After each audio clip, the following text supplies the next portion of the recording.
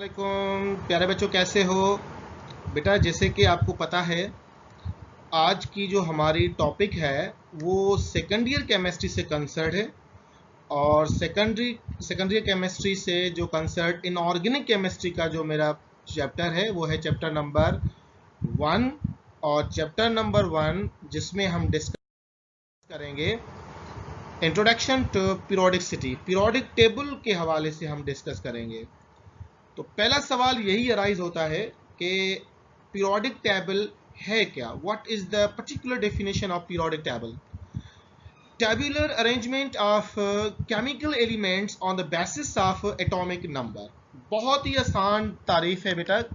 अगर कोई आपसे पूछे तो आप इसको बता रहे टेबुलर अरेंजमेंट ऑफ, ये टर्म आपको मिलेगा, tabular arrangement of chemical elements on the basis of atomic number. Atomic number की बेसिस पर अगर एलिमेंट्स को आप अरेंज करें टेबुलर फॉर्म में तो वो पीरियोडिक टेबल कहलाएगी।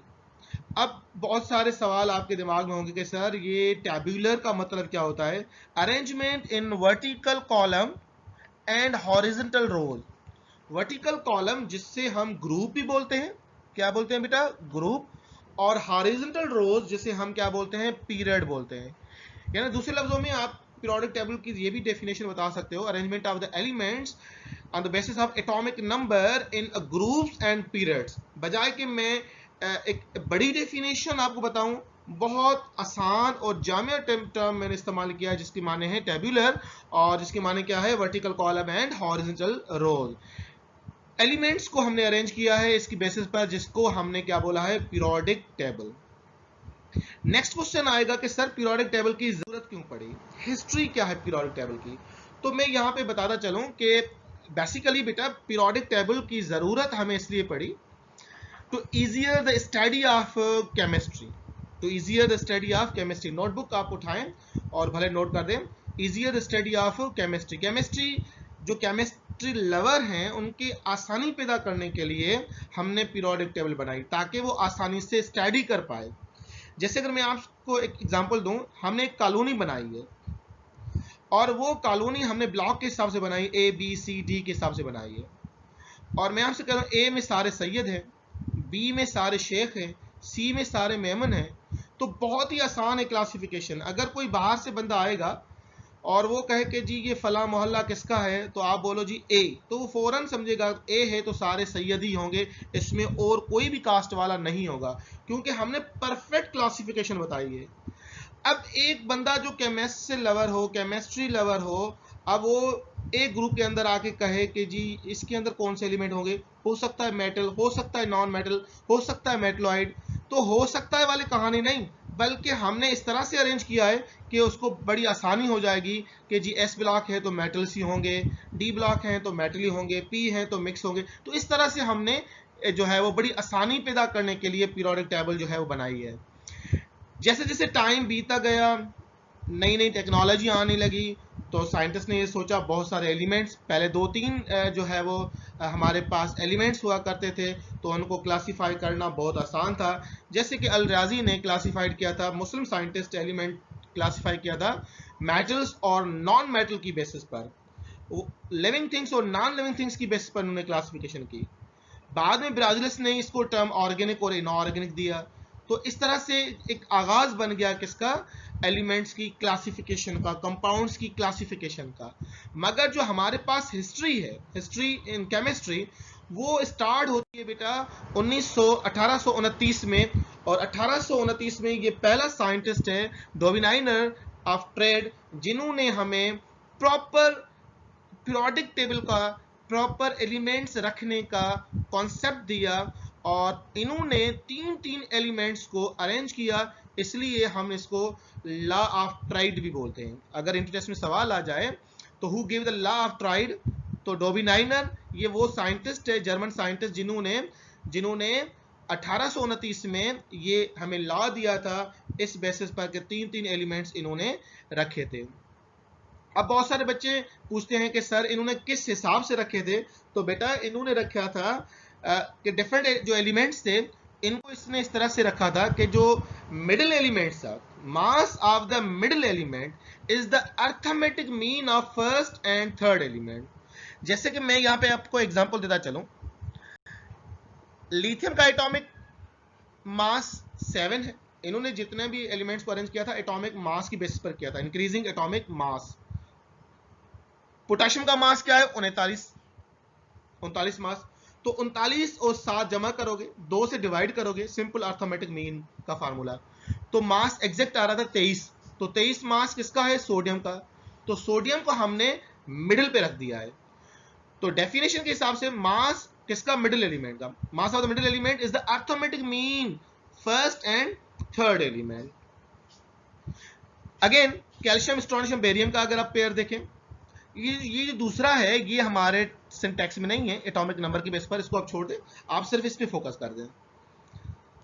कैल्शियम का मास है 40, बेरियम का मास 137, तो दोनों को जमा करें, 2 से तकसीम करें तो 85.5 आएगा, 88.5, जबकि इसका मास है 87।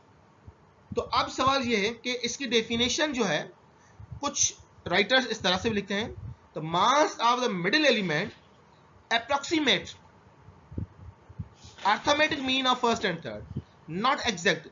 कुछ पे एग्जैक्ट आ रहा था और कुछ पे अप्रोक्सीमेट आ रहा था, तो अप्रोक्सीमेट या एग्जैक्ट, इस हिसाब से कुछ एलिमेंट्स पर ये जो है लॉ अप्लाई हो रहा था। अगर मेरे राइट हैंड साइड पर देखें तो इसकी जो टेबल बनी हुई है, इस पे जो कलर्स बने हुए हैं, जैसे ये पहला ग्रुप, ये दूसरा ग्रुप, ये तीसरा ग्रुप, ये चौथा ग्रुप, तो टोटल अगर आप एलिमेंट को जमा करोगे तो ये ज्यादा से ज्यादा 3, 3, 6, 12 एलिमेंट से हो रहे थे। ये तमाम कम एलिमेंट्स रख पाया, इसलिए इसकी टेबल ज्यादा देर पर नहीं चल पाई। इसके 2 डिसएडवांटेज हैं। पहला डिसएडवांटेज ये है कि सेम ग्रुप के अंदर बहुत सारे एलिमेंट्स इस ट्रेड को फॉलो नहीं कर रहे थे। जैसे हाइड्रोजन है, हाइड्रोजन, लिथियम और सोडियम, अगर मैं इन तीनों का अगर ट्राइड बनाऊं, सुनिएगा गौर से, हाइड्रोजन का मास होता है 1, सोडियम का 23, तो 23 और 24, 24 2 में तकसीम करो तो 12 आएगा, जबकि लिथियम का मास कितना होता है? 7, तो ये तो इसको ट्राइड फॉलो नहीं कर रहा है। Fluorine, chlorine, bromine, iodine case में देखें, क्लोरीन, ब्रोमीन, आयोडीन तो सक्सेसफुली कर रहा है, पर इसी ग्रुप का मेंबर है फ्लोरीन।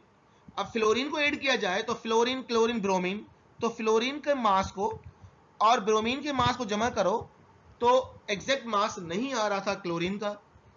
तो ये 2 बड़े डिसएडवांटेज थे। नंबर 1 मैं रिपीट करता चलूं, all non elements could not arrange properly. जितने भी उस जमाने में नॉन एलिमेंट्स थे, इन्होंने प्रॉपर अरेंज नहीं किए थे। दूसरा, with the similar group different elements के not follow this law of triad, यानी कि इस लॉ ऑफ ट्राइड को फॉलो नहीं कर रहे थे। दैट्स व्हाई इस टेबल को जो है वो रिजेक्ट किया गया था। एक और टेबल हमारे सामने आई, मगर ये कि इसका एक एडवांटेज भी है, और वो एडवांटेज क्या है?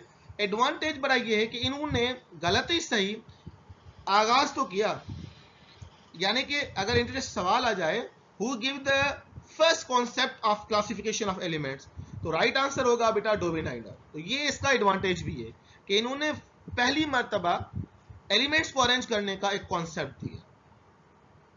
उसके बाद जैसे एक साइंटिस्ट की बहुत सारे डिमेरिट्स होती हैं, तो फौरन एक नया साइंटिस्ट, दूसरा साइंटिस्ट आके उस पर काम करता है।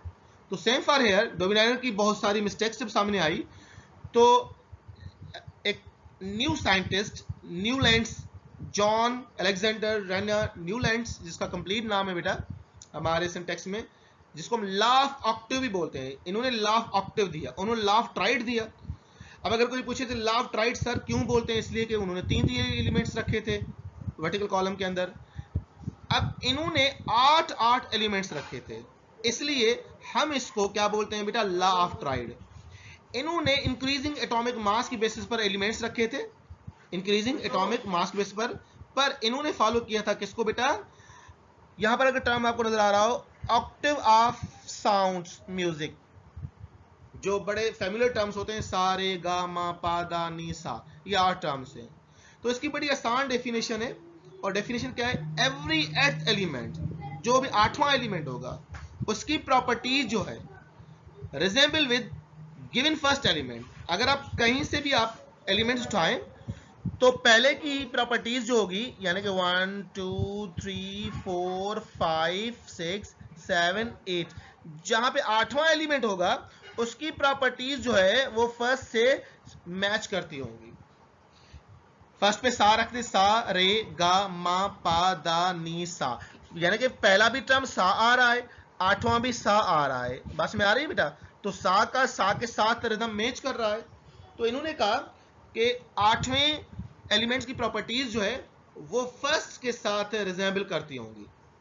और जब ये देखा गया वाकई ये प्रॉपर्टीज जो है वो मैच कर रही थी। जैसे हमारे सिंटेक्स में तो हाइड्रोजन नहीं है, आप हाइड्रोजन कट कर दें, ठीक। Lithium, beryllium, boron, carbon, nitrogen, oxygen, fluorine, यहां तक अगर आप गिनोगे तो आपको 7 एलिमेंट्स आएंगे। 8वां आपको मिलेगा सोडियम, यहां पे रेड निशान लगा होता है, यानी कि जो सोडियम की प्रॉपर्टी है वो लिथियम की प्रॉपर्टी से मैच कर रही थी। बात में आ रही है? यानी कि एवरी 8th एलिमेंट, जहां पे 8वां एलिमेंट होगा, their physical and chemical properties resemble to every first element या given first element, कहीं से भी आप उठाएं तो उसकी प्रॉपर्टी उसके साथ मैच कर रही होंगी।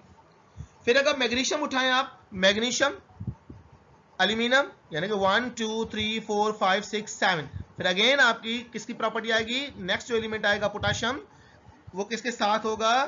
ऑब्वियसली सोडियम के नीचे आएगा। और कैल्शियम किसके साथ आएगा नीचे? विद रिस्पेक्ट ऑफ मैग्नीशियम के नीचे आएगा। तो इस तरह से आप आसानी से एक आप ग्रुप बना सकते हैं जिसकी बेसिस पर इन्होंने एलिमेंट्स को अरेंज किया था। अब आपके जहन में कोई सवाल होगा कि सर इनकी भी कोई एडवांटेज और डिसएडवांटेज होंगे? बिल्कुल होंगे, क्यों नहीं होंगे बेटा? बेटा पहले हम डिसएडवांटेज की बात करें तो याद रहे बेटा, इसके जो डिसएडवांटेज है, पहला डिसएडवांटेज, इन्होंने भी कुछ एलिमेंट्स ही रखे थे, ना कि सारे elements.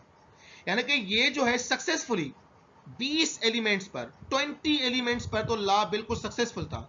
Lighter elements follow this rule, this Newlands law follow only lighter elements. जैसे ही हैवियर एलिमेंट्स आ रहे थे तो ये ऑक्टेव साउंड को फॉलो नहीं कर रहे थे, यानी कि heavy metals could not follow the octave या law of octave, law of octave को फॉलो नहीं कर रहे थे। हैवी मेटल जितने भी थे, कोबाल्ट, निकल वगैरह, सारे इसको फॉलो नहीं कर रहे थे। उसके बाद दूसरा जो इसका डिसएडवांटेज है, no place for noble gases, noble gases के लिए कोई भी जगह नहीं थी। ये जो है वो दो इसके जो है वो डिसएडवांटेज है। मैं रिपीट कर लेता हूं, नोटबुक आप लें, नोट कर दें। पहला डिसएडवांटेज नंबर 1, ये सिर्फ और सिर्फ लाइटर एलिमेंट्स के लिए एप्लीकेबल था। This law only for lighter elements, यानी कि मैं अगर अपने वर्ड्स में कहूं तो सिर्फ और सिर्फ 20 एलिमेंट तक सक्सेसफुली ये जो है वो म्यूजिक ऑक्टेव फॉलो हो रहा था। 20 के बाद 21-22 एलिमेंट्स फॉलो नहीं कर रहे थे। जैसे अगर मैं आपसे कहूं 21 का नंबर स्कैंडियम है, तो स्कैंडियम जाहिर बात है ना तो सोडियम के नीचे रख सकते हो ना पोटाशियम के नीचे रख सकते हो, तो जाहिर बात है ये तो इस रूल को फॉलो नहीं करेंगे। तो 20 तक सक्सेसफुल था लाइटर एलिमेंट्स, और 20 के आगे जो हैवी एलिमेंट्स स्टार्ट हो रहे थे, जैसे डी ब्लॉक शुरू हो रहा था 21, 22, 23, 24, तो जाहिर बात है उनके लिए ये रूल फॉलो नहीं हो पा रहा था। तो इसके लिए ये पहला डिसएडवांटेज। दूसरा डिसएडवांटेज क्या है? दूसरा डिसएडवांटेज ये है कि याद रहे बेटा, no place for noble gases, noble gases के लिए कोई भी इन्होंने जगह नहीं छोड़ी थी। तो ये भी इसका क्या है बेटा? डिसएडवांटेज है। अब आते हैं एडवांटेज की तरफ। एडवांटेज क्या है? तो इसके दो बड़े इंपॉर्टेंट एडवांटेज है बेटा। पहला, इन्होंने जो क्लासिफिकेशन एलिमेंट्स की वो इस बेसिस पर की कि जिनकी प्रॉपर्टीज आपस में मैच कर रही थी वो इन्होंने सेम ग्रुप में ही रखे थे, जिसको आज के जमाने में हम पीरियोडिसिटी टर्म इस्तेमाल करते हैं। यानी कि अगर आसान वर्ड्स में अगर कोई पूछे तो he give the concept of periodicity. इन्होंने पीरियोडिसिटी का कॉन्सेप्ट दिया। पीरियोडिसिटी क्या है? Arrangement of the repetition of the physical and chemical properties after interval of time, यानी कि कुछ टाइम के बाद एलिमेंट्स की प्रॉपर्टीज का रिपीट होना। जैसे अगर मैं आजकल लिथियम से स्टार्ट हुआ, कुछ टाइम के बाद आके सोडियम तक सेम प्रॉपर्टी रिपीट हुई, तो ये दोबारा मैं किस ग्रुप में रखूंगा? उसी फर्स्ट ग्रुप, यानी कि लिथियम के नीचे रखूंगा sodium. This repetition property known as periodicity. आज भी मॉडर्न पीरियोडिक टेबल इस पीरियोडिसिटी के तहत ही अरेंज करते हैं एलिमेंट्स, यानी अरेंजमेंट ऑफ द, कौन से एलिमेंट्स जिनकी प्रॉपर्टीज आपस में मैच कर रही थी उन्होंने इसको ग्रुप के अंदर रखा है। Repetition of the physical and chemical properties after interval of time, कुछ टाइम के बाद प्रॉपर्टीज का रिपीट होना, इसको बोलते हैं बेटा टर्म पीरियोडिसिटी। तो इन्होंने पीरियोडिसिटी का कॉन्सेप्ट दिया, ये इसका बड़ा एडवांटेज है।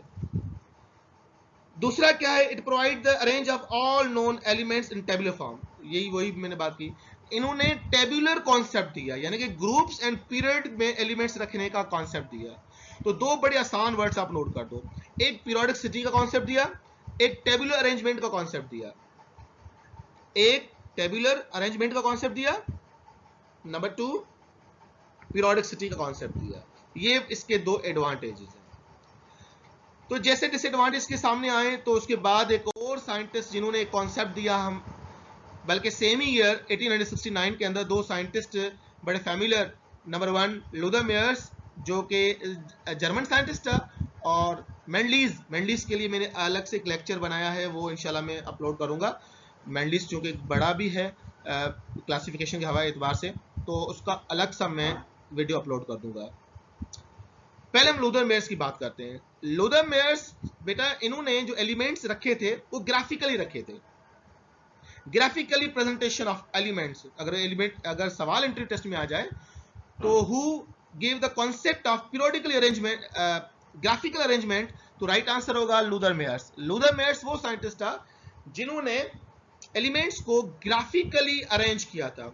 ग्राफ जो इन्होंने बनाया था वो बनाया था atomic mass versus atomic volume, यानी कि मास और वॉल्यूम के हिसाब से, वॉल्यूम ऊपर मास नीचे इन्होंने रखा था, और फिर जिसका जितना वॉल्यूम आ रहा था उस हिसाब से इन्होंने एक ग्राफ बनाया। बस में आ रही है, ग्राफ में आगे आपको पिक्चर दिखा रहा हूं।